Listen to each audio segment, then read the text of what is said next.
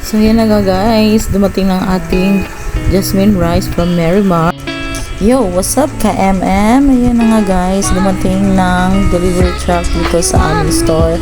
At ito na nga guys, binaba nila yung jasmine rice.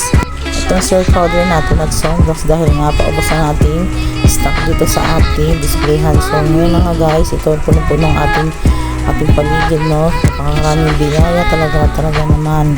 At grabe talaga ito, napakasikip na guys. So kailangan na natin mag-ayos talaga ng ating mga paninda. At ito na nga guys, ito masarap ng ating jasmine rice. Yan, mabilis maubos yan guys dahil napakabili nito sa ating mga customer. Dahil bibili talaga nila dito yan dahil napakasarap nga naman talagang bigas na yan. Dahil generado ang lasa. So yun na nga guys, thank you for watching.